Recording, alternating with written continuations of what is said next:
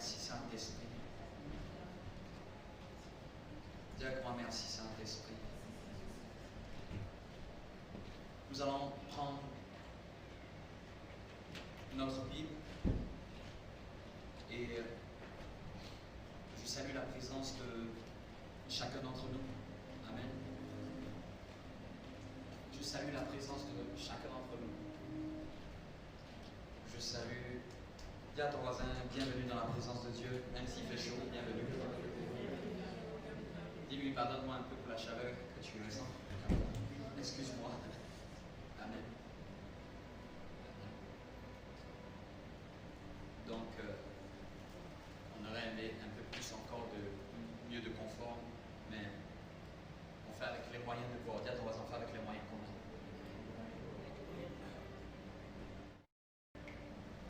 On peut perdre de l'argent, ce n'est pas grave. Amen. On peut perdre un emploi. On peut perdre une amitié, une connexion. Ces choses peuvent arriver. Mais il y a une chose qu'il ne faut pas qu'on perde. C'est notre relation avec Dieu. C'est notre relation avec Jésus-Christ. Qui est d'accord avec moi? Et nous ne devons pas être lassés d'entretenir cette relation. La lassitude est un grand ennemi dans une relation.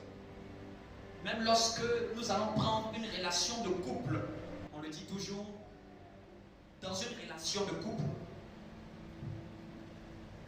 c'est le fait qu'il n'y a plus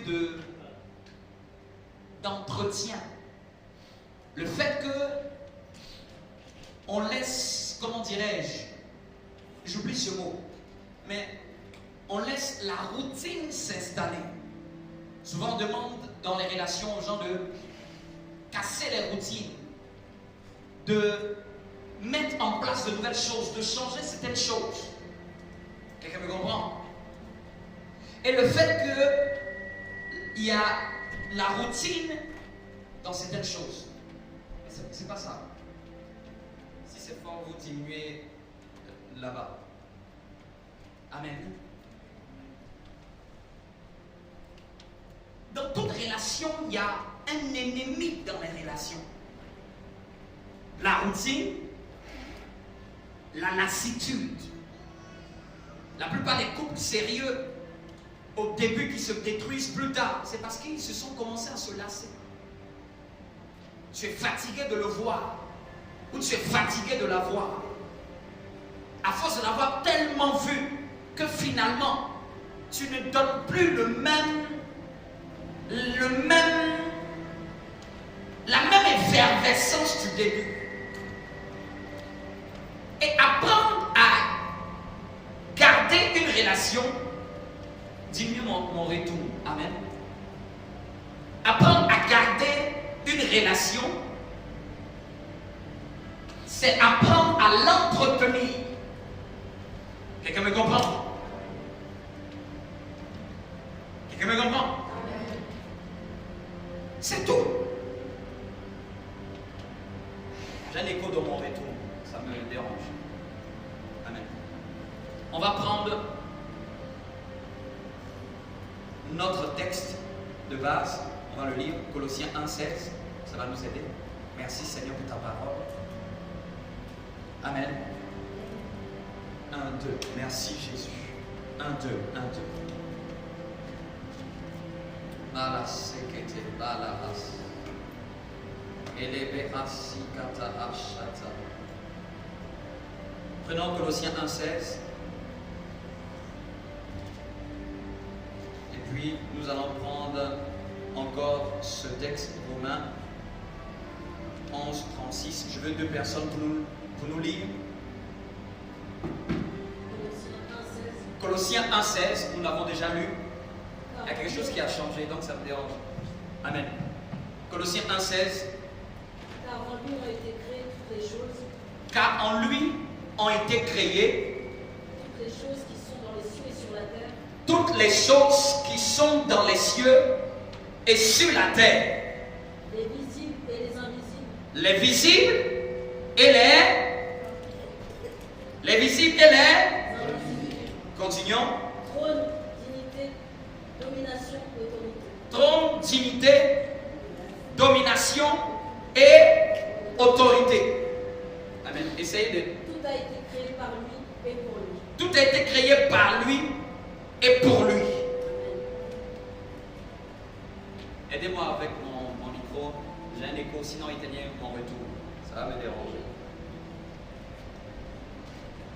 Les satalabachés. Et augmentez-moi les façades, pour que je puisse m'entendre. Sinon, je ne vais pas m'entendre. Amen. Voilà.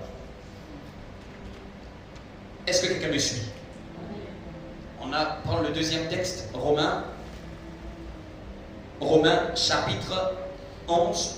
C'est encore le deuxième texte. Donc la mention c'est par lui et pour lui. La mention qui nous intéresse. Une deuxième personne, Romains 11, c'était ça? Romains 11, verset 36, c'était notre texte de base, n'est-ce pas? Oui. Vas-y. J'ai la parole du Seigneur. Romains 11, 36. C'est de lui, par lui, et pour lui que sont toutes choses. À lui la gloire. À lui là. Donc, la question qu'on s'était posée dimanche dernier, c'est à quoi servait la vie? Ou pourquoi je veux vivre? Et on avait dit à la grâce de Dieu, merci Seigneur pour ta parole, merci d'appuyer par ta présence tout ce que nous allons dire, Saint-Esprit. Et on avait dit dimanche dernier que la vie consiste à rendre gloire à Dieu. Amen. Le monde a sa définition de la vie. Le système actuel a sa définition de la vie. Et même cette semaine, j'ai écouté quelqu'un qui a donné sa définition de la vie. Ça m'a fait rire. Amen. Chacun donne sa définition de la vie. C'est comme un train où tu entres et après tu arrives à ta gare et tu descends. C'est chacun fait son chemin. C'est chacun apporte sa pierre. Chacun a sa conception de la vie. Amen. Mais la Bible nous donne la conception de la vie selon Dieu. Nous avons été créés pour lui. Amen.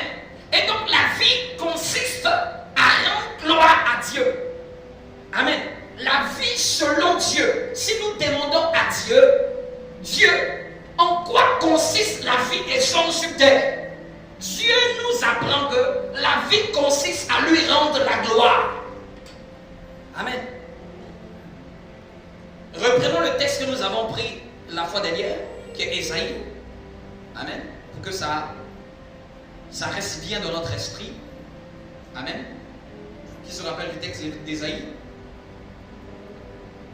Ésaïe?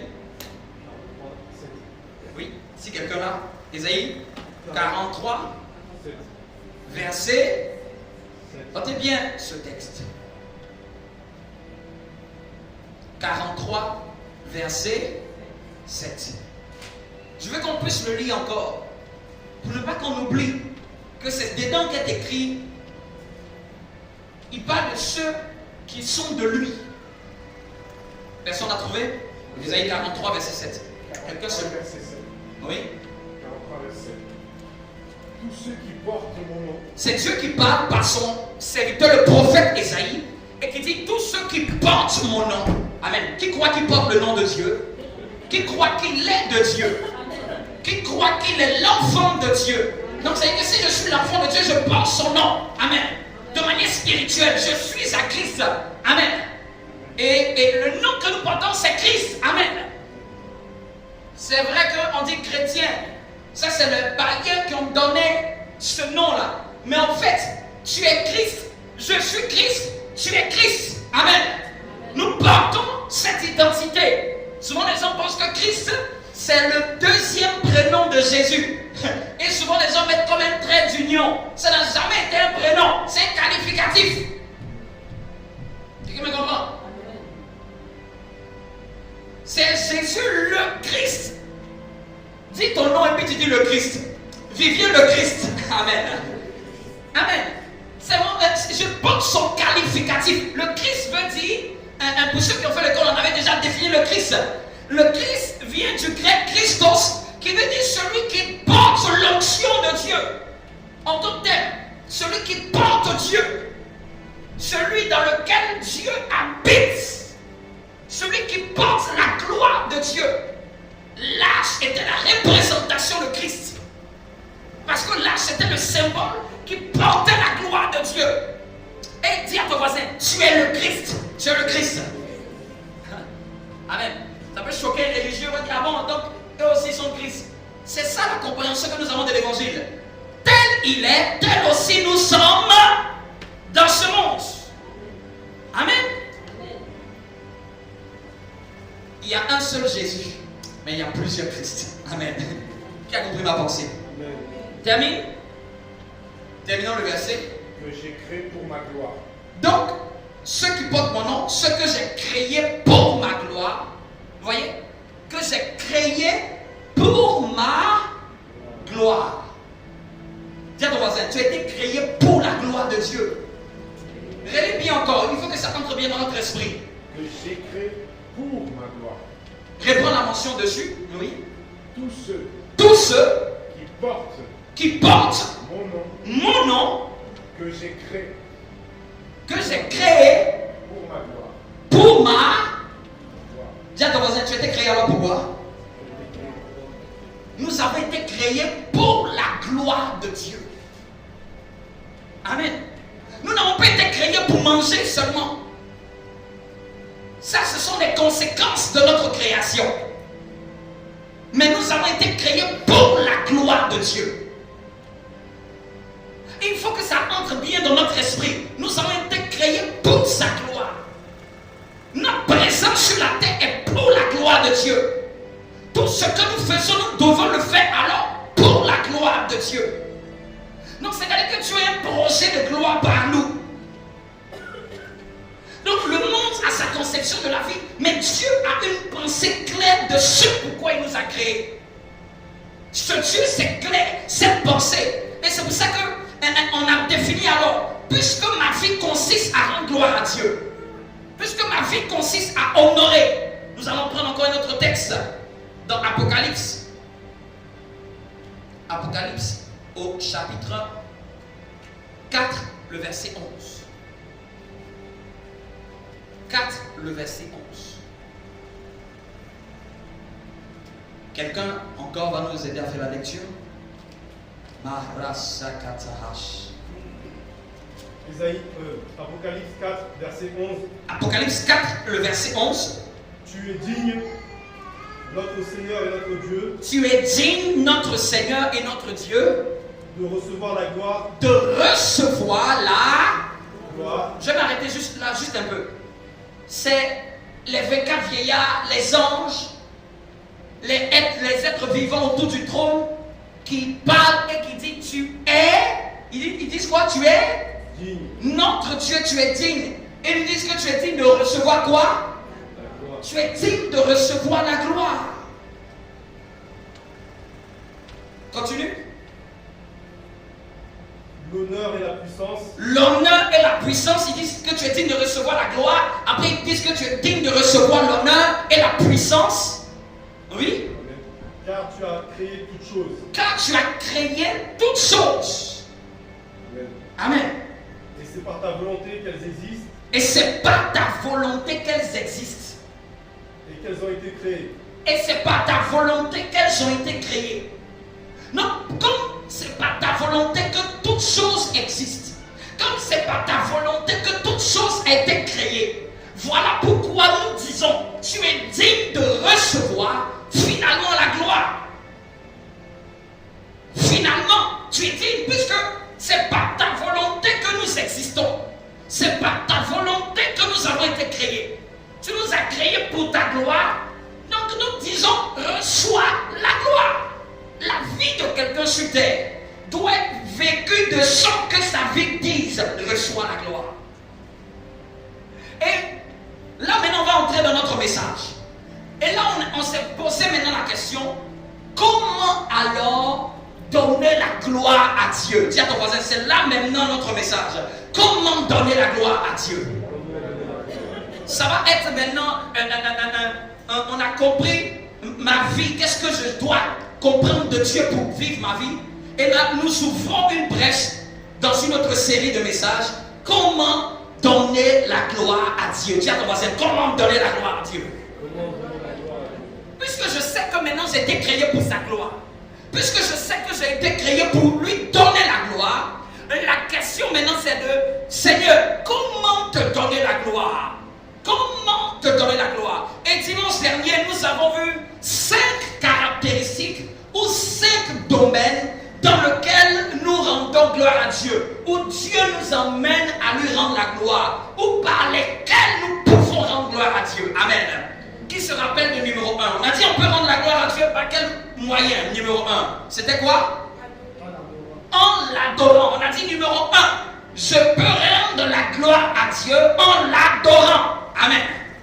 Numéro 2. On a dit quoi encore? On peut rendre la gloire à Dieu. On rend la gloire à Dieu en aimant son. Amen. En aimant son. Troisièmement, on peut rendre la gloire à Dieu en faisant quoi encore? Devenir semblable à Christ. Devenir semblable à Christ. Il y a les gens qui ont bien révisé les leçons. Amen. En devenant semblable à Christ. Quatrième manière. En mettant ses talents au service de Dieu. En mettant ses talents et ses dons au service de. Cinquième manière. En parlant de lui aux autres ou autour, c'est la même chose. Amen. Dis à ton voisin, voici les 5 manières de rendre gloire à Dieu. C'est 5 manières de rendre gloire à Dieu. Donc, on est dans la série Comment rendre gloire à Dieu. On a compris les 5, mais maintenant on va développer les 5. Amen. Et je vous propose de développer avec vous ce matin la série de En l'adorant. Amen. Et j'aimerais que vous puissiez avoir de quoi noter. Amen. En l'adorant. Je vais avancer un peu plus rapidement parce qu'après je voudrais qu'on puisse prier. Amen. Je le sens dans mon esprit qu'on puisse prier. Amen. Dis à ton voisin, crois que Dieu va te visiter ce matin. Mais je le sens dans mon esprit. On va prier fortement pour ouvrir les écluses des cieux. Amen.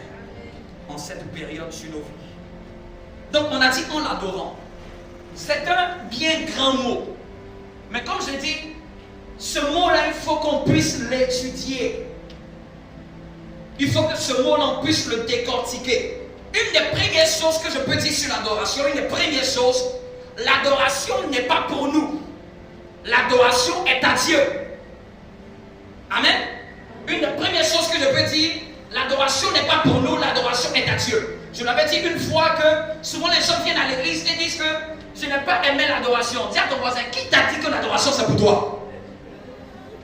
Non, je n'ai pas aimé les chants, je n'ai pas aimé la musique, je n'ai pas aimé le rythme, je n'ai pas aimé. C'est-à-dire que les gens croient qu'à l'église, ils sont venus comme dans un spectacle. C'est dans un concert que peut-être tu peux dire que tu n'as pas aimé la prestation. Ici, ce n'est pas une prestation. Tu me comprends? Nous rendons culte à Dieu. Donc, tellement notre vie chrétienne est mauvaise. La manière de concevoir notre vie chrétienne est mauvaise. Nous venons à l'église et puis nous disons, nous n'avons pas aimé l'adoration. Nous devons quitter et demander à Dieu, est-ce que tu as aimé mon adoration? Amen. Parce que si c'est en termes de variété musicale, on n'a pas les mêmes goûts. On n'a pas les mêmes envies. Un va aimer ce qui est rythmé, un autre ne va pas aimer ce qui est rythmé. Ce que toi tu aimes comme rythme n'est pas ce que Dieu d'abord va te demander. C'est ce qui lui est rendu dans sa maison que Dieu aime. Ce n'est pas toi. L'adoration ne vient pas vers toi. Elle va vers Dieu. Amen. Et tout le service autour du culte n'est pas une prestation. C'est un culte qui est rendu à Dieu. Quelqu'un me comprend? Donc quand on vient à l'église, on doit venir dans l'esprit de que Dieu puisse prendre plaisir à mon adoration. Amen. Ce n'est pas le groupe musical de l'église qui adore. C'est les fils, les assemblées qui adorent. Et quand quelqu'un comprend pourquoi il vient même à l'église, en d'autres termes, ce n'est pas même les gens qui doivent lui dire adore Dieu. On dit à quelqu'un d'adorer Dieu quand il ne connaît pas Dieu. Mais quelqu'un qui a commencé à être enseigné, il sait que dès les premières minutes, il doit apprendre à donner l'adoration à Dieu. Tout ce qui vit et respire loue l'Éternel. Ne pas donner l'adoration à Dieu, c'est être ingrat. C'est être ingrat. Ingrat de manière spirituelle. Donc ça, c'est la première des choses que je mentionne sur l'adoration. L'adoration n'est pas un rythme musical. L'adoration n'est pas une cadence. L'adoration n'est pas un style de musique. Quelqu'un me comprend? Ce n'est pas parce que ça va tout doucement que ça veut dire qu'on adore. Ou ce n'est pas parce que c'est rythmé et dansant que ça veut dire que c'est autre chose. Amen. L'adoration n'est pas un genre musical. L'adoration n'est pas un genre musical. Parce que la conception que nous, les chrétiens, que nous avons, c'est de croire que l'adoration n'est qu'un genre musical. Et c'est la mauvaise image que nous avons de l'adoration. Et souvent, c'est la seule image que nous gardons en tête de l'adoration. C'est à ton voisin, l'adoration est un style de vie. En fait, l'adoration, c'est une manière de vivre. C'est une manière de se comporter. Amen. C'est une manière de se comporter. C'est un style. C'est une manière de vivre. C'est une manière de fonctionner. C'est tout un esprit qui doit nous être donné pour comprendre l'adoration. Pourquoi même l'adoration? Parce qu'il est écrit, je cherche de vrais adorateurs. Donc, je vous ai toujours dit ici, je ne cherche pas des prieurs. Sinon, le verset aurait dit, je cherche des grands prieurs. Quelqu'un peut savoir prier, mais peut ne pas être un adorateur. Quelqu'un peut être à l'église et peut ne pas être un adorateur. Si nous ne remettons pas les bases, nous n'allons pas comprendre les attentes de Dieu et nous allons répondre mal aux attentes de Dieu. C'est pour ça que j'aimerais dire à quelqu'un, toute la conception chrétienne que tu as jusqu'aujourd'hui là, pardon, mets de côté. Il faut que tu comprennes maintenant la pensée de Dieu par ce message. Je vous ai déjà dit, même moi-même, j'ai grandi en ayant, on a tous grandi en ayant une mauvaise conception parfois de ce qu'est Dieu. Et c'est la maturité, quelqu'un pouvait dire, un scientifique a dit, il dit dans ce 21e siècle, les analphabètes du 21e siècle, ce n'est pas ceux qui ne sauront pas apprendre à lire ou à écrire. Et il a dit quelque chose qui est très fort. Il dit les analphabètes du 21e siècle, c'est ceux qui ne pourront pas désapprendre pour apprendre. C'est ceux qui ont gardé toujours une ancienne manière de faire et puis ils ne peuvent pas dire non, je vais désapprendre cette manière de faire pour apprendre une nouvelle chose. Donc, ceux qui seront en retard dans les choses de Dieu, je pourrais dire aussi, ça ne sera pas ceux qui prient. Amen. C'est ceux qui ne pourront pas désapprendre certains clichés, certaines conceptions qui sont de la chrétienté pour en apprendre une qui est meilleure. Vous me comprenez? C'est ceux qui ne pourront pas laisser certaines mauvaises manières, certaines habitudes qui étaient ancrées même dans la culture, dans les mœurs, ou même qui ont grandi même dans l'église. C'est pas parce que quelque chose s'est fait depuis 20 ans à l'église que ça veut dire que Dieu aime ça. C'est pas parce que quelque chose s'est fait depuis qu'on est tout petit que ça veut dire que c'est ce que Dieu prend plaisir. Quelqu'un me suit? C'est pas parce que quelque chose s'est fait depuis que ça veut dire que c'est la chose que Dieu prend plaisir. C'est pas parce que tu as prié d'une certaine manière pendant un temps que ça veut dire que c'est ce genre de prière que Dieu attend de toi. Amen. Tiens ton voisin, il faut apprendre à réapprendre. Non, même ce Dieu-là, dans la foi, celui qui ne se laisse pas conduire par Dieu pour apprendre encore de meilleures manières de s'approcher de Dieu, il va croire que la connaissance qu'il a est la meilleure. Mais souvent, c'est celle-là qui va lui faire défaut. Comme quelqu'un pourrait dire, le Dieu que tu connais peut être l'obstacle au Dieu que tu dois connaître. C'est-à-dire la connaissance de Dieu que tu as, souvent c'est elle-même qui bloque les gens, qui les empêche à connaître Dieu dans une autre profondeur. Et avec Dieu, c'est profondeur après profondeur. Et je vous ai dit, ce que tu apprends au CP, ce n'est pas la fin de la connaissance. C'est pour te permettre d'aller au CE1. Ce que tu apprends au CE1, c'est bien. Mais la fin de la connaissance n'est pas au CE1. C'est pour te permettre de faire ton cours moyen. Mais même ce que tu apprends au cours moyen, ce n'est pas là qu'on veut que tu t'arrêtes. C'est pour te permettre d'aller au collège. Même l'enseignement du collège n'est pas la finalité. C'est pour te permettre d'entrer dans le lycée. Même le lycée n'est pas la finalité de ton diplôme. C'est pour te permettre d'aller à l'université. Dis à ton voisin, il fallait passer par là pour ça. Dis à ton voisin, tout ça pour ça.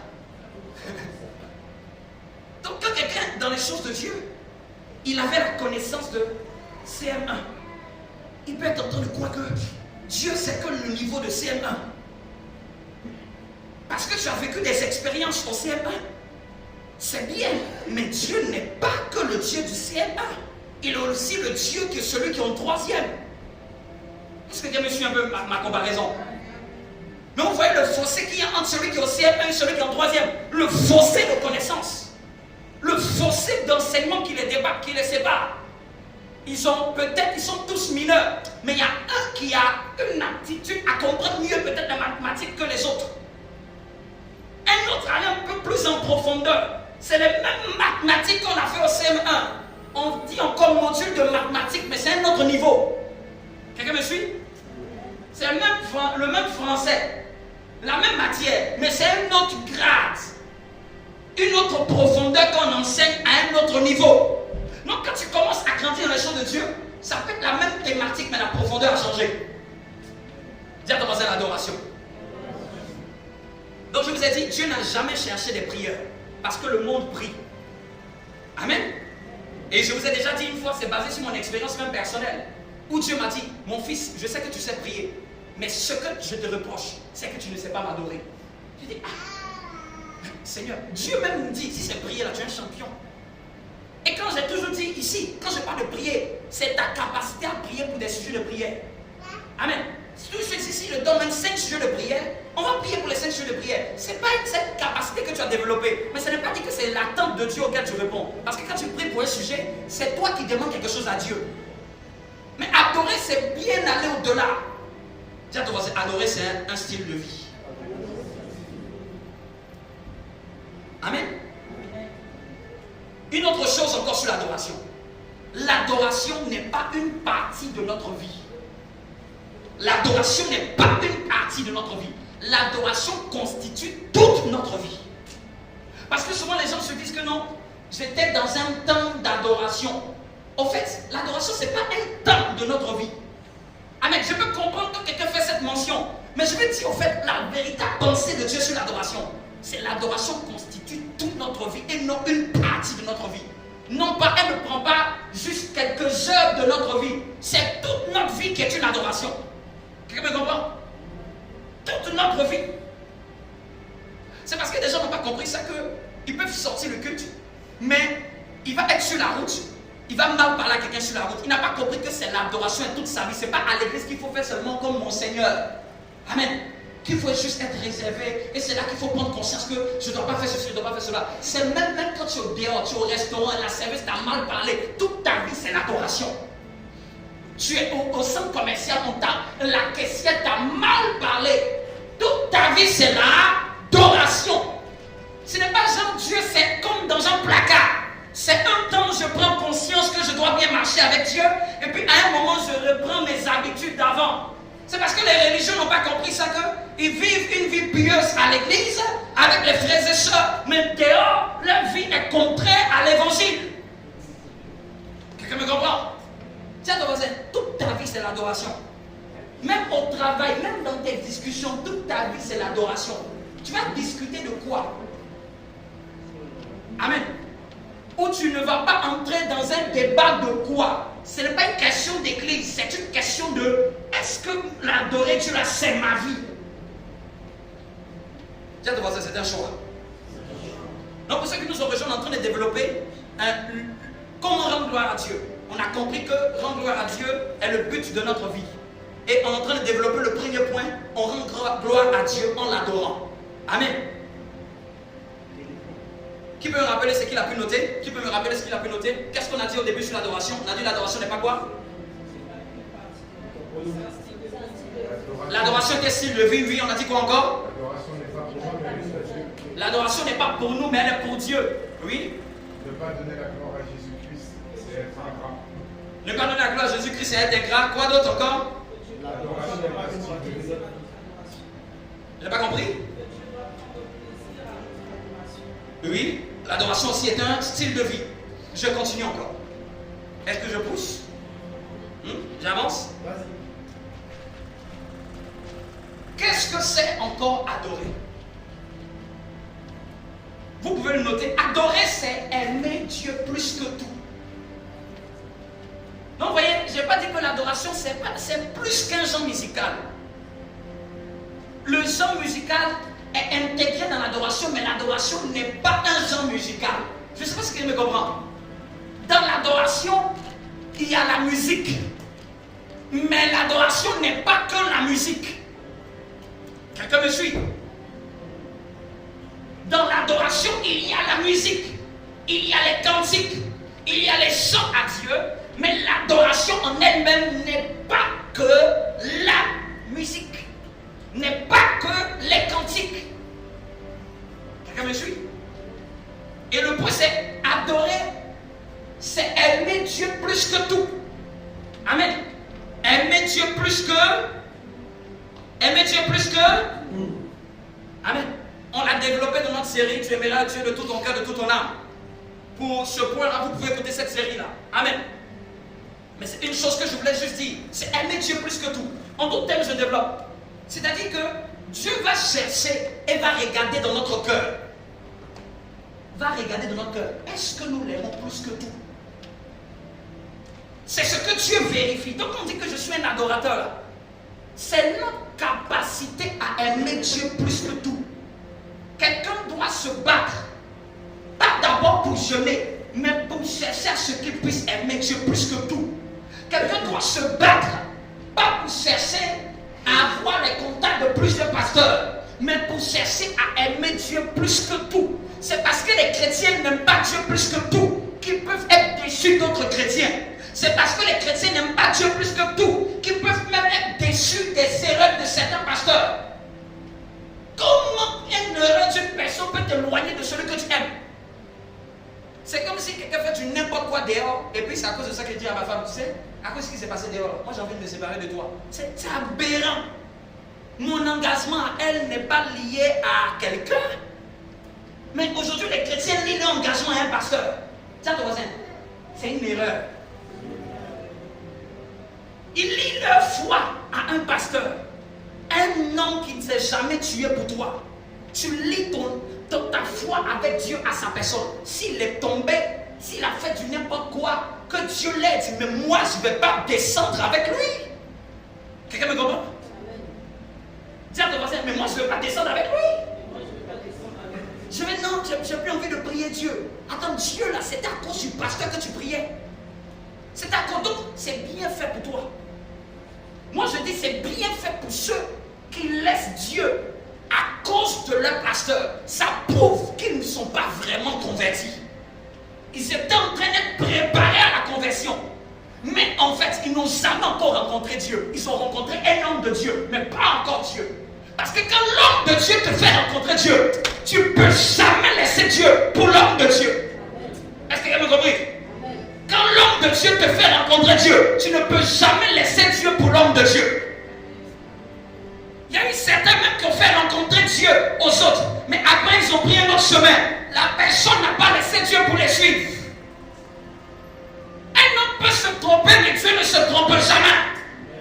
Un homme peut se plaindre, mais Dieu ne se plaît jamais. Un homme peut s'égarer, mais Dieu ne s'égare jamais. Un jour, je disais à une personne, j'appelais au téléphone et je disais, j'ai dit, s'il te plaît, je ne peux pas remplacer Dieu dans ta vie. Je ne peux pas prier à ta place. Je peux te pousser. Mais si tu penses que c'est moi Dieu, et que c'est ma présence que tu cherches plus que tout, c'est ma voix, me parler, c'est ma voix. J'ai dit d'ailleurs même, ce que j'enseigne, tu n'écoutes pas. Donc ça veut dire que tu n'aimes pas. Ce n'est pas Dieu qui est ta quête. Parce que si c'était Dieu, il y a plus de 200 vidéos, ce sera ça que tu seras en train de chercher. Non, souvent quand les gens même cherchent, je comprends que les gens cherchent Dieu, mais c'est nous-mêmes les hommes de Dieu qui devons les recadrer pour dire, en fait, c'est pas sur moi les regards. Moi, je vais te montrer celui qui m'a emmené. Amen. Donc, il y a une responsabilité de nous-mêmes, de ne pas croire que nous remplaçons Dieu.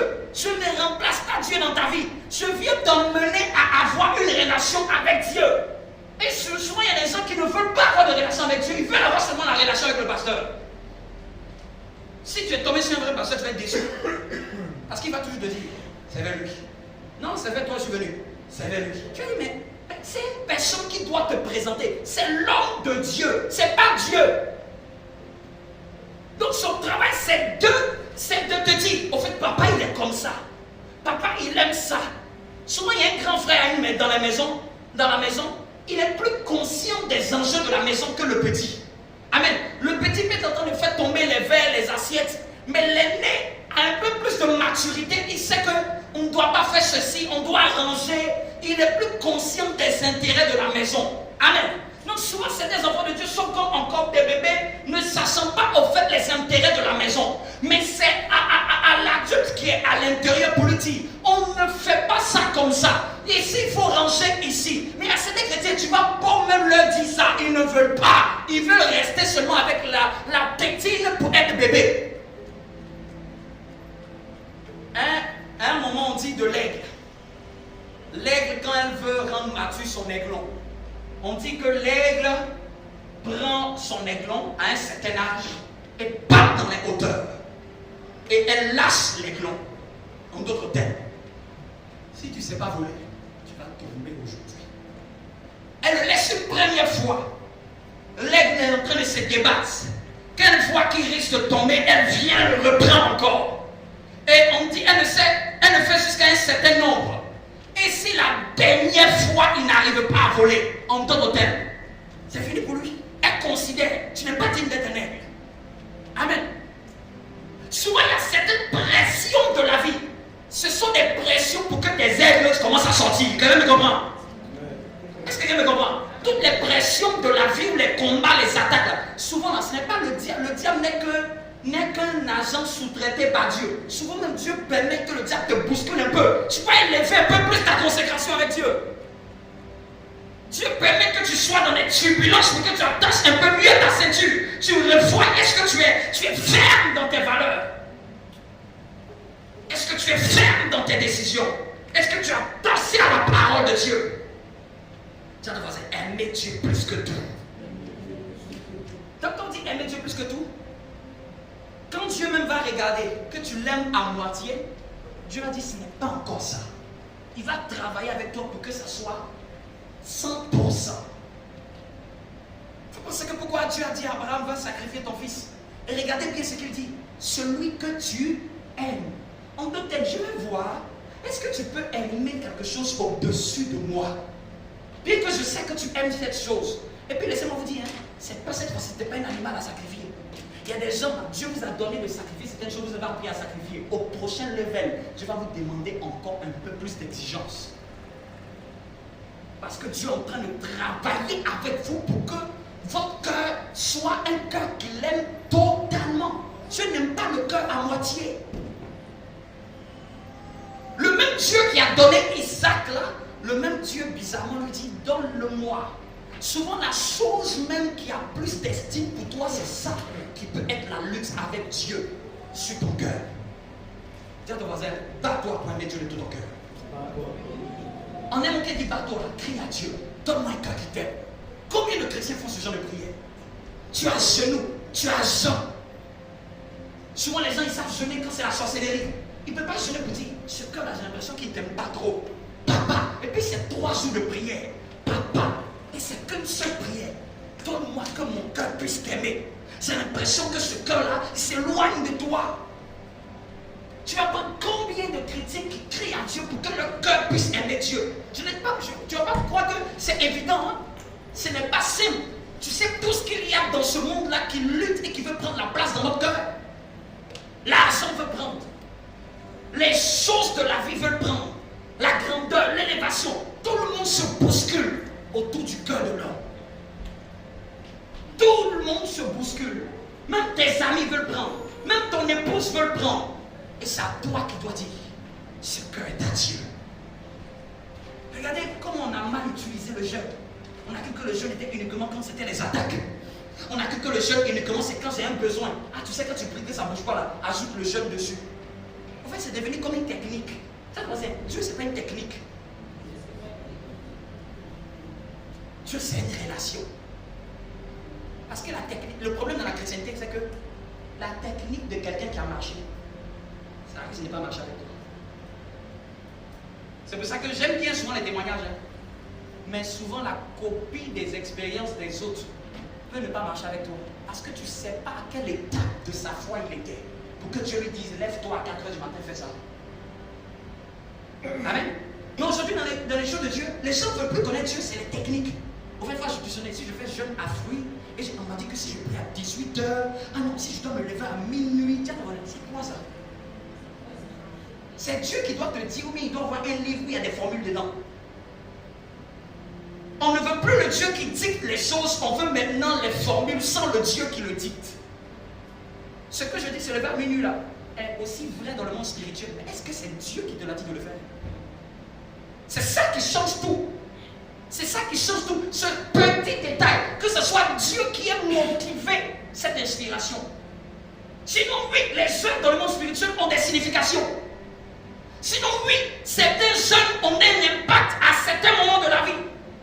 Mais le but, ce n'est pas d'avoir comme un cahier de formules. Le but, c'est d'être avec celui-même qui a donné les formules.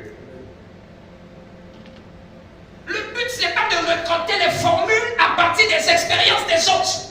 Le but, c'est d'être proche de celui-même qui donne les formules, de celui qui a donné les principes, celui qui a donné les clés. C'est d'être avec le maître des clés. Ça doit être soit avec le maître des clés. Aujourd'hui, les chrétiens, on veut les clés sans le maître des clés. Dis à ton voisin, apprends à réapprendre. Ce que je le dis là, je le dis pour nous tous. Parce qu'on a tous fait d'une manière ou d'une autre une mauvaise application des choses de Dieu dans notre marche. Dis à ton voisin, prie à Dieu pour que ton cœur puisse l'aimer. Dis-lui ça. Crie à Dieu pour que ton cœur puisse l'aimer. Ne prends pas ça avec une plaisanterie. Ce point-là, ne prends pas ça à la légère. Ça peut être ce point-là qui peut te créer tous les combats dans ta foi chrétienne. Tu peux dire, mais pourquoi j'ai tant de combats? Pourquoi j'ai tant de combats? Peut-être Dieu te résiste juste à cause de ça. Vous savez pas que Dieu résiste? Dieu résiste aux orgueilleux. C'est-à-dire que tu vas avancer, c'est Dieu qui te met sur le chemin. Tu ne vas pas quelque part. Tu veux aller là-bas, il fait comme ça. Ah, j'essaie ça, ça n'a pas marché. Tu vas aller là-bas comme ça, il se met encore là. Tu vas aller où? Non, je vais passer ici. On m'a dit que ici, je passe ici, ça va marcher. Il se met aussi là-bas. Je vais voir où tu vas passer. Tu fais ça, tu fais ça. Un jour, un homme de Dieu voulait fuir son appel. Il dit, il a fait une compagnie aérienne. Il a fait la compagnie aérienne. Crash. Endettement jusqu'à l'excès. Il a dit, peut-être la compagnie aérienne là, c'est peut-être les calculs n'ont pas été bien faits. J'ai fait encore une autre entreprise. Il a fait même une autre entreprise. Ça ne marche pas. Dieu lui a dit, toi, ce n'est pas entreprise que je t'appelle à faire. Il y a des gens, ils peuvent faire tout ce qu'ils veulent. Même je donne un témoin d'un pasteur qui disait, par exemple, le pasteur Manas Sanogo, il a dit, Dieu lui a dit, tu ne touches à aucune affaire dans son alliance avec Dieu. Touche à aucune. Il s'est dit que comme lui, il ne touche pas, c'est lui-même qui a dit ouvertement, c'est pour ça que je dis. Il s'est dit que peut-être sa femme peut faire. La femme a essayé. C'est tombé. Et depuis ce jour-là, Seigneur Jésus, je fais ce que tu m'as dit de faire. Tout n'est pas une question de malédiction. Hein.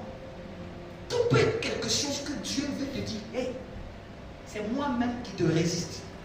C'est même pas Goliath. C'est moi-même, je veux que tu prennes conscience de ce que j'attends de toi à cette période. Pourquoi souvent on ne se remet pas en cause? Qu'est-ce que tu attends de moi? Mais toujours se demande, qu'est-ce que le diable me veut? Pour que le diable te veut quelque chose, c'est parce que Dieu te reproche quelque chose. Et Satan utilise cette opportunité pour se greffer. Satan, il peut quoi à qui? À quel chrétien vrai? Satan peut quoi à quel chrétien vrai? Quel démon peut quoi à un chrétien vrai? Qu'il arrive, les anges vont l'exterminer. Qu'une sorcellerie essaye, Dieu va même envoûter même le sorcier. Lisez dans la Bible. Dieu ne peut-il pas prendre en charge ses enfants? Donc chaque fois que même Satan semble être genre le plus fort dans la vie de quelqu'un, c'est parce que Dieu n'est pas fort dans la vie de cette personne. C'est parce que le trône de Dieu est vide. Et Satan a horreur du vide. Là où Dieu n'y est pas, il prend. Regardez dans toutes les familles où Satan a détruit. C'est parce qu'il y a des idolâtres dans cette famille. Des sorciers dans cette famille. Des gens qui ont vendu les enfants, les parents, qui ont tout vendu. C'est pour ça que Satan règne dans cette famille. Mais s'il y a un secteur qui se lève pour dire je renverse ces circonstances. Tu as ton voisin, bats-toi pour aimer Dieu plus que tout. J'ai dit adorer, c'est l'aimer plus que tout. Voici encore une autre mention de adorer. Adorer, c'est faire de lui notre ami intime. Dis avec moi, ami intime. J'avais dit que Dieu est notre Seigneur, lui. Dieu est notre maître, lui. Dieu est Dieu, lui. Dieu est l'autorité, lui. Dieu est le plus élevé, lui. Mais il y a un désir que Dieu veut, c'est d'être notre ami intime. Donc, ami intime, là, c'est bien plus que venir à l'église. Hein? C'est bien plus que venir un dimanche à l'église. Un dimanche à l'église ne peut pas faire que tu sois ami intime de Dieu.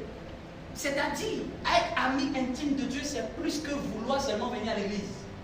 C'est plus que ça.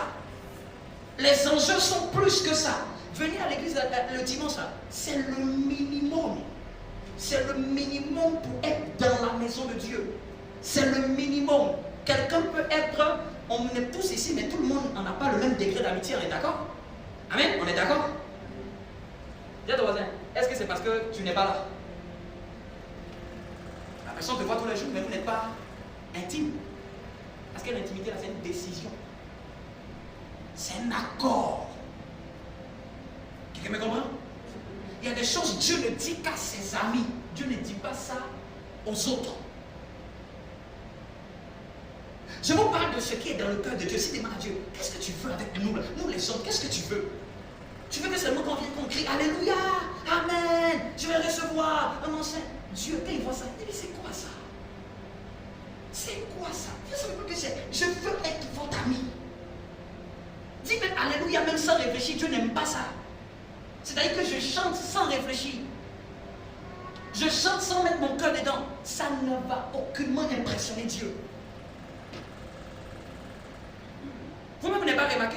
Si quand vous chantez, quand votre cœur n'y est pas, vous sentez ce que vous chantez. Et vous pensez que c'est un être divin qui va aimer ce qui sort de nous sans que notre cœur, notre réflexion soit dedans. Attends, excusez. Je peux dire que Dieu est le plus sage au monde. C'est-à-dire que Dieu n'est pas bête. On peut blaguer les gens, mais on ne peut pas blaguer Dieu. Parce que c'est la seule personne qui comprend pourquoi tu le fais au moment que tu le fais. C'est-à-dire que pendant que les autres, nous, on ne voit pas quand on peut chanter Alléluia et tu pleures. Dieu regarde le cœur, il va voir la motivation à l'instant là même. C'est pour ça que c'est la seule personne qu'on ne peut pas blaguer. On ne peut pas tricher avec ce être. Et ce qu'il désire par l'adoration, c'est qu'on soit son ami intime.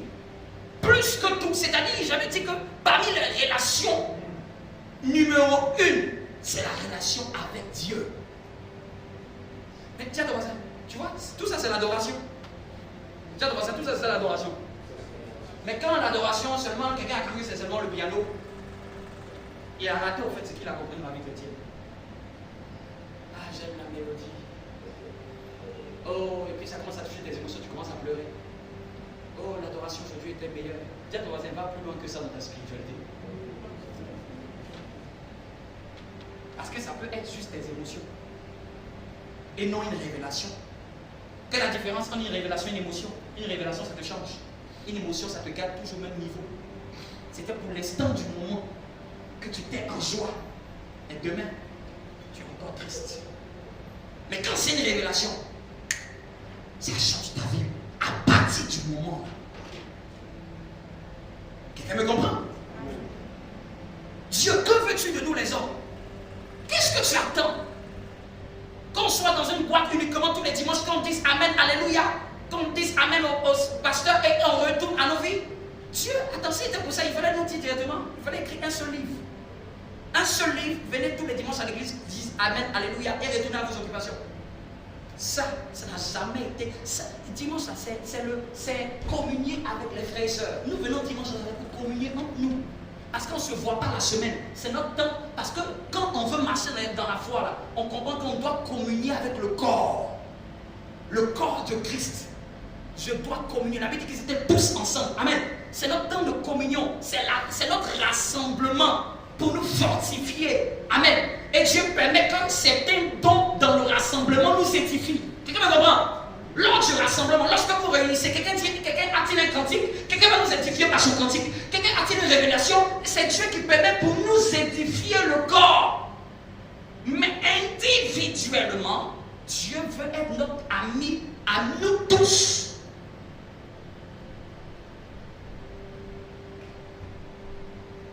Dis à ton voisin, tu ne sens pas que c'est ce qui est dans ton cœur? C'est quoi encore?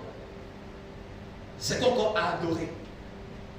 Adorer, c'est parler avec Dieu régulièrement. Tout ça, ça rentre dans le style de l'adoration. Quand tu veux faire de l'adoration ici, le vie, c'est bien plus qu'un temps de prière.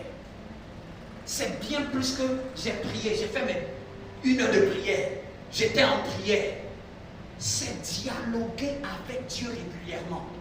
C'est partager avec Dieu tes expériences. Partager avec Dieu ce que tu ressens. Partager ce que tu vis. Questionner Dieu. C'est ça que je mets tout ça dans dialoguer avec lui régulièrement. Parce que inconsciemment, souvent on croit que Dieu n'est que Dieu uniquement dans nos heures de prière. Même après avoir dit Amen, pendant que tu regardes la télévision, Netflix, Dieu est Dieu. Tu peux être en train de regarder même le film, Dieu te parle, regarde ce que tu vois. Mais quand quelqu'un est religieux, il croit que seulement Dieu reste seulement dans la chambre. Ou Dieu seulement c'est à l'église. Dieu peut te parler, tu peux parler à Dieu au bureau, dans la douche, dans la cuisine, dans le salon, dans la chambre, à n'importe quelle heure, en plus de tes heures de prière. Amen. C'est comme si, je prends cette image,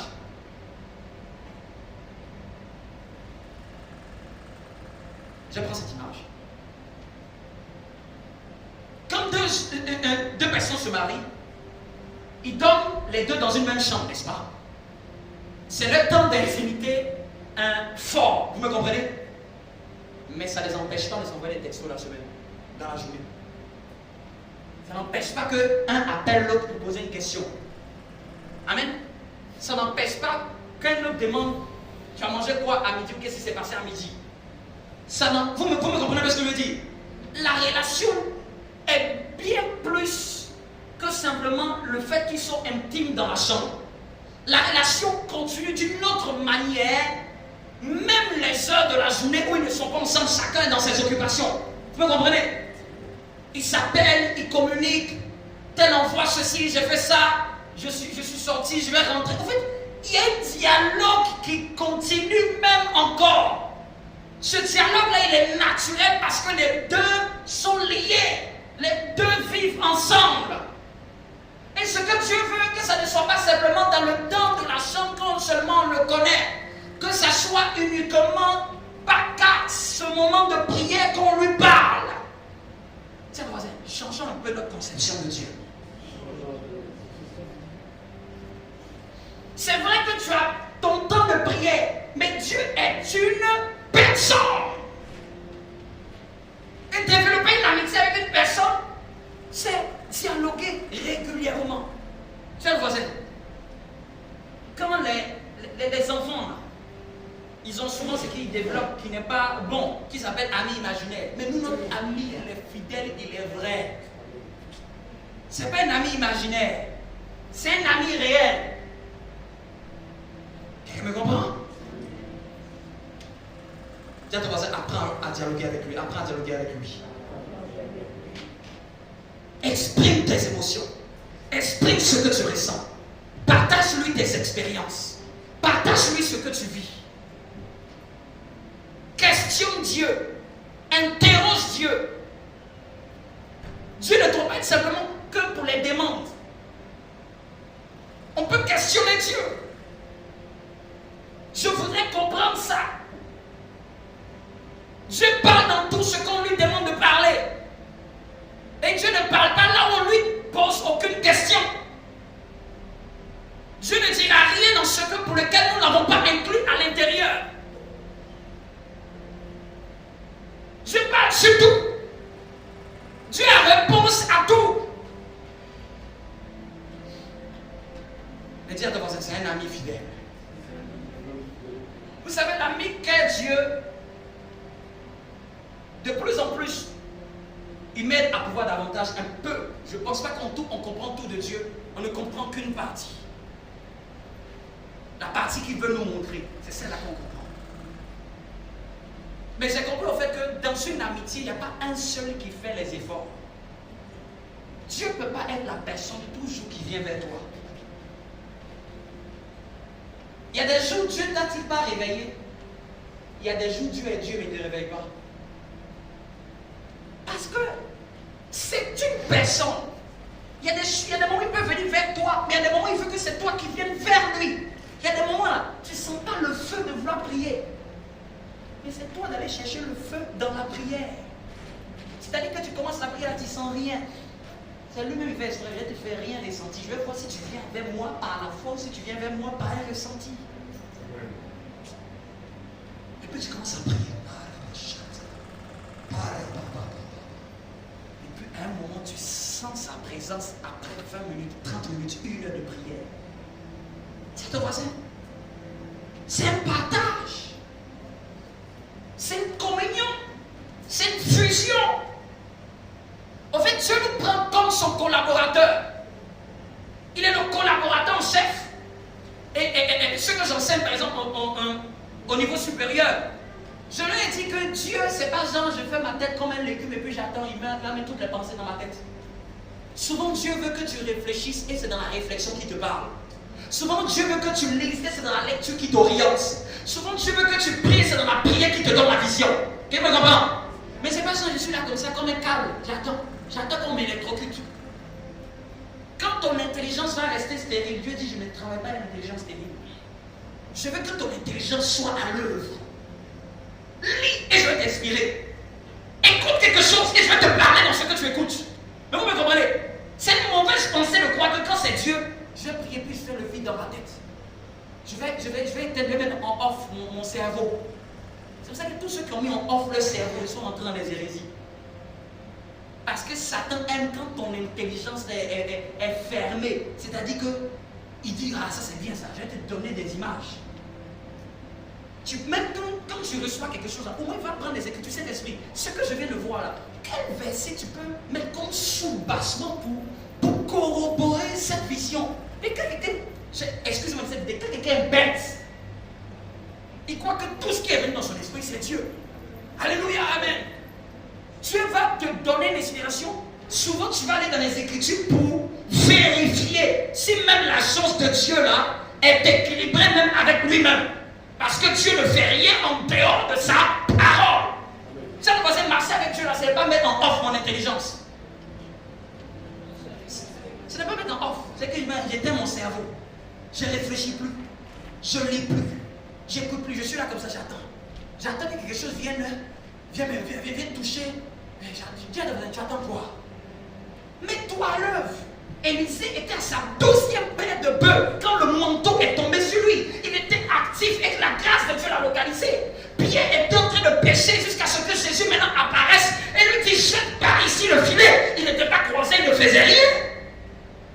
Regardez tout ce que Dieu a pris pour apôtres disciples. Ils étaient en train de faire quelque chose. Ils étaient en train de faire quelque chose. Matthieu, il comptait les impôts qu'il a volés.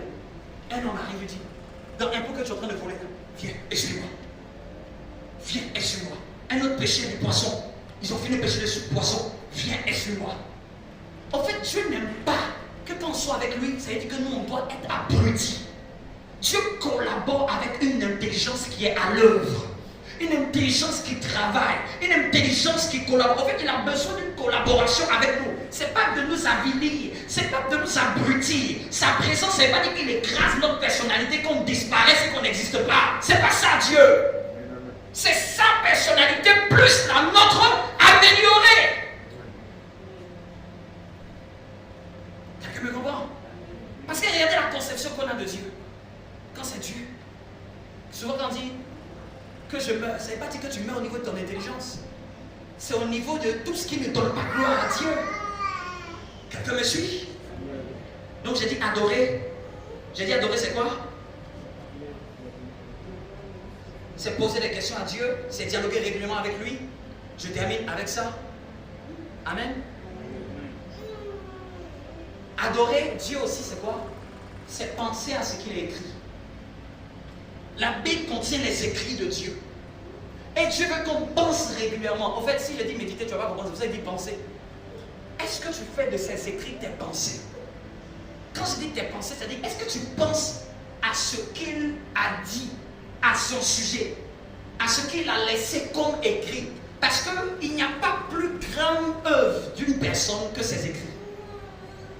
D'ailleurs, on dit, tout disparaît. Les paroles disparaissent, c'est les écrits qui restent. Jusqu'à plus de 2000 ans, on a les écrits de Dieu inspirés par les hommes qu'il a utilisés. Dans ces écrits-là, il y a ce que Dieu est, qui est dit à l'intérieur. Il y a ce que Dieu a recommandé. Il y a ce que Dieu a inspiré. Est-ce que je fais de ça l'objet de mes pensées? Parce que j'adore Dieu aussi en pensant ses écrits, en pensant à sa parole. Amen. Tu lis et tu penses à ça. Tu lis et tu penses à ça. Parce que les écrits de Dieu sont pointes. Chaque fois que quelqu'un a un problème de dépression ou de quoi que ce soit, souvent j'aime toujours lui donner par inspiration de Dieu, lis les psaumes. Les écrits de Dieu sont chargés de l'onction. Les écrits qu'on peut voir comme ça, qu'on peut négliger là. Quand tu commences à mettre ton cœur réellement dessus, concentré, ah mais tu vas voir, tu vas changer. On a changé par rapport à quoi? Est-ce que quelqu'un nous a fouettés? C'est la parole de Dieu qui a circoncis nos cœurs. Nous tous, nous étions méchants, mauvais. Nous tous, nous étions pécheurs. Est-ce qu'on a appuyé un bouton pour qu'on change? C'est la parole de Dieu qui a été méditée, qui a été ressassée. On l'a lu et relu. Et que finalement, l'esprit de cette parole-là est entré en nous. Ça, c'est la Bible que tu négliges. Elle est pointe. Hein? Elle est pointe. C'est-à-dire qu'elle peut plus transformer la vie de quelqu'un que n'importe quel autre livre sur la terre. Les gens peuvent de lire les livres magiques parce qu'ils croient que les livres magiques vont les envoûter. Et le livre point de Dieu, ça va me transformer.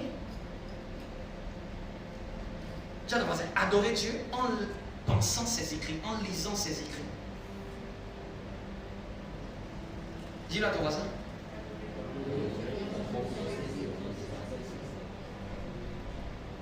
On adore Dieu comme ça. Aussi. On adore Dieu comme ça. Tiens-toi debout. J'arrive.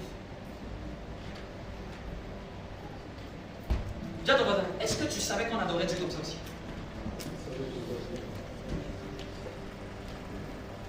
Parce que quand tu prends, c'est les écrits de Dieu, c'est les écrits de mon ami. En fait, si tu demandes à mon ami, qu'est-ce que tu veux que je sache? Il va te dire, mais j'ai des écrits. J'ai des choses que j'ai écrites avec les hommes avec lesquels j'avais eu une amitié. J'ai permis que cela soit condensé dans un livre que la terre a gardé jusqu'à présent. Tu veux savoir plus au sujet de ton ami? Scanne les écrits de ton ami. Parce que toute la Bible, elle parle de Dieu. Avant de parler d'une expérience, c'est l'expérience des hommes avec Dieu. Si j'apprends à regarder la vie d'Abraham, je vais apprendre à connaître au fait Dieu attendait quoi dans cette histoire. Je regarde David, je vais apprendre plus sur Dieu. Je regarde Daniel, je vais apprendre plus sur Dieu. Amen. Dieu ne demande pas d'apprendre des hommes, d'apprendre plus sur lui dans les expériences qu'il a eues avec les hommes. Parce que toute la Bible parle finalement de lui. Parce que même quand on commence la Genèse, on dit au commencement Dieu. Avant toute chose, c'est d'abord lui. C'est d'abord lui. C'est lui qui est le centre de toute la Bible. Amen. Donc quand tu lis là même là, et tu ne sais pas quoi lire, lis au moins les choses où tu vois où c'est Dieu qui parle le plus. Où c'est Dieu qui dit beaucoup de choses. C'est lui qui donne des conseils. Tu peux faire attention aux conseils de Dieu dans la Bible. Attention aux paroles. Attention aux prophéties. Parce que toutes les prophéties sont des paroles de Dieu. C'est-à-dire que si je comprends le sens, je vais comprendre l'attente de Dieu. Si j'étudie minutieusement ce qu'il a voulu dire de manière métaphorique, je vais comprendre au fait ce qu'il reproche à Israël depuis tout le temps. Parce que souvent, à un moment dans le livre des prophètes, on voit que c'est rempli de beaucoup de prophéties. Vous ne vous demandez pas c'est à cause de quoi. Vous ne demandez pas c'est à cause de quoi. Un peuple dont il a voulu faire son ami, ce peuple a fait n'importe quoi.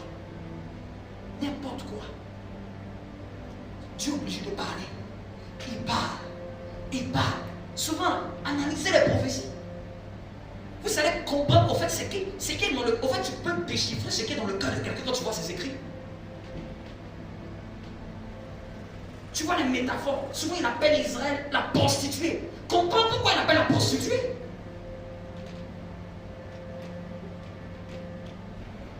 Comprends pourquoi il dit David, l'homme selon mon cœur. Pourquoi Dieu dit ça de David? Pourquoi il dit à Job, personne comme lui sur la terre? Pourquoi il le dit? Pourquoi il le dit? Qu'est-ce que Job a fait? Quelle attitude Job a eue? Je dois prendre cette attitude. Je dois même aller en prière. Je veux ce genre de cœur. Je veux ce genre de choses qui intéressent Dieu. Vous ne savez pas qu'il y a des choses qui intéressent Dieu? Il y a des choses qui attirent Dieu. Il y a des choses qui intéressent Dieu. Il y a des sujets, c'est des sujets qui plaisent à Dieu. Amen. Et c'est ça que Dieu vous apprend. Voici la prière qu'on va faire, et je veux que tu fasses. C'est de demander à Dieu de te donner la capacité de le mettre au centre de ta vie. Amen. Tu demandes à Dieu, aide-moi à te mettre au centre de ma vie. Prie dans ce sens. De mettre au centre de la vie. À adopter le style de l'adorateur. Le style de l'adorateur.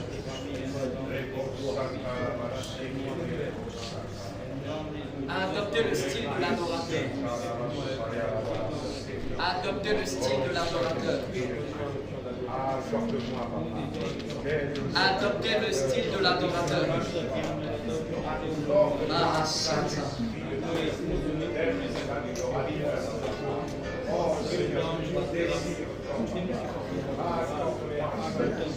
Accorde-moi la grâce. Élève la voix et prie.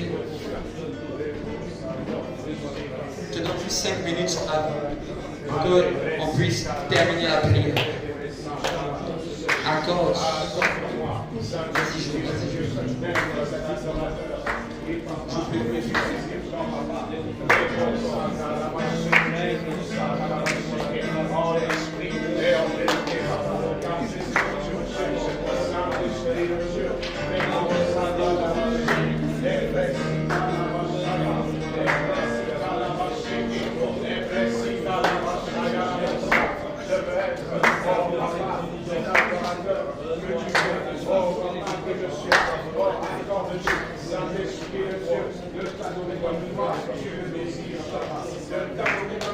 Mais parle-lui, demande-lui l'aide du Saint-Esprit. Je veux être un adorateur. Je vais apprendre à te rendre la gloire par l'adoration. On a dit, il a été dit que je sois ton ami intime. Ah, Satan. Je veux quelqu'un de sincère. Quelqu'un de sincère. Quelqu'un de sincère. Ah, Satan, la vache.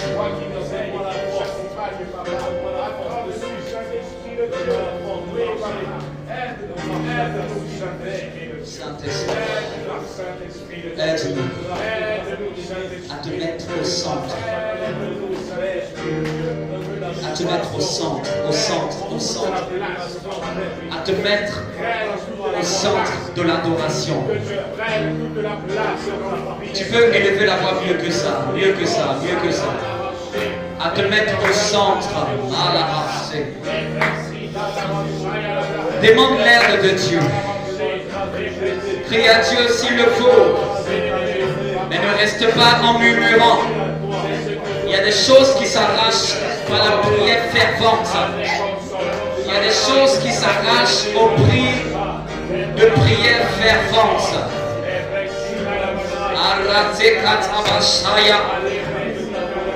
Nous te demandons la grâce. Nous voulons être des intimes, des intimes, des intimes. Les intimes de Dieu. Les intimes, les intimes, les intimes. Maha, sécrété.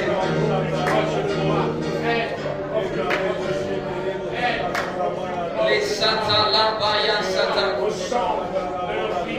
Tu as encore une minute et prie Dieu, et prie Dieu, et prie Dieu. Et prie Dieu. Demande son aide. Demande son aide. Oh, nous t'en supplions en cette saison. Nous voulons être des adorateurs. Comme tu nous l'as montré ce matin. Nous ne voulons pas être des prieurs. Nous voulons te mettre au centre de notre vie. Nous voulons dialoguer avec toi. Nous voulons communier avec toi. Nous voulons partager avec toi. Nous voulons fusionner avec toi. Nous voulons collaborer avec toi. Nous voulons être intimes de Dieu. Les intimes de Dieu en cette saison. Les intimes de Dieu. Oh papa, aide-nous, aide quelqu'un, aide un frère, aide une soeur à se rapprocher de toi. Aide une âme à se rapprocher de toi. À être plus proche. Nous ne voulons pas des gens qui soient proches seulement des pasteurs. Non, non, non, non, non. Nous voulons des gens qui soient, en plus d'être proches des hommes de Dieu, qui sont proches de Dieu. Qui sont proches du Dieu de l'homme de Dieu. Qui connaissent le Dieu de l'homme de Dieu. Qui connaissent le Dieu de le pasteur. Qui connaissent le Dieu. Qui connaissent le Dieu de le berger. Qui connaissent le Dieu qui prie. Qui le cherche. Ça devient une quête. Qui le cherche jour et nuit. Oh, nous ne voulons pas nous lasser de te chercher. Oh mon ami, je te cherche de tout mon cœur. Je te cherche de toute mon âme. Je te cherche même dans les douleurs, même dans les difficultés. C'est toi que je veux connaître. Aide-nous, Seigneur, à déposer notre cœur à l'autel de ta présence. À déposer ce cœur. Ce cœur doit te chercher. Ce cœur doit te chercher. Ce cœur doit s'humilier. Ce cœur doit s'humilier. Ce cœur doit s'humilier. Ce cœur doit être déposé à l'autel. Ce cœur est trop éloigné de Dieu. Ce cœur est trop éloigné de sa présence. Ce cœur doit dire, j'accepte de déposer mon âme. J'accepte de répandre mon âme. Ce cœur doit dire comme Ruth, là où tu iras, j'irai. Là où tu iras, j'irai. Je cherche les chrétiens à la dimension de Ruth. Car Naomi était l'image de l'Esprit Saint. Elle pouvait dire, j'irai là où tu iras. Elle dit, je n'ai pas de bénédiction à te donner. Elle dit, ce n'est pas grave. C'est toi que je cherche. Est-ce que quelqu'un peut chercher Dieu? Est-ce que quelqu'un peut donner ce cœur à Dieu? Est-ce que l'Église peut s'abandonner un peu plus à son Dieu? S'abandonner un peu plus à son ami? Oh papa, je sais que tu nous attends. Je sais que tu attends notre génération un peu plus profondément de ça. Tu ne veux pas des religieux. Tu ne veux pas du suivisme. Tu ne cherches pas des fanatiques de l'église. Tu cherches des amis vrais. Des amis vrais. Des amis vrais. David n'avait pas tout ce qu'on avait, mais il était intime avec toi. Oh, Job n'avait pas tout ce qu'on avait, mais il était intime avec toi. Seigneur, emmène-nous à laisser ce cœur devant toi.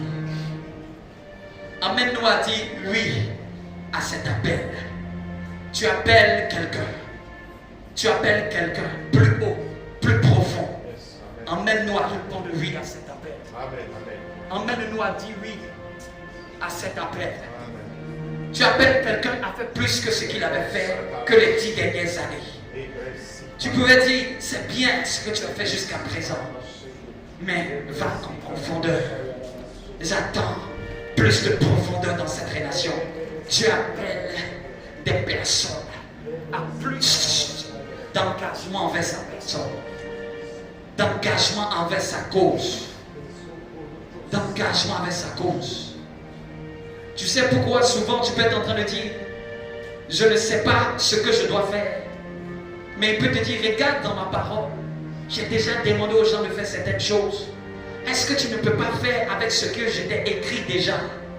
Et après, pendant que tu le feras, je puisse te dire, après avoir fait cela, ajoute ceci. Souvent nous attendons que Dieu nous dise quelque chose de spécifique. Mais on a tous commencé avec Dieu de manière générale avant d'entrer dans le spécifique. On a tous fait quelque chose de manière générale qui, lorsqu'on le voyait, on ne pouvait pas comprendre pourquoi il nous demandait de passer par ce chemin. Il nous demande de parler de lui aux autres.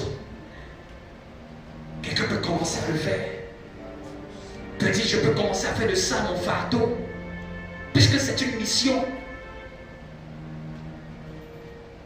Seigneur,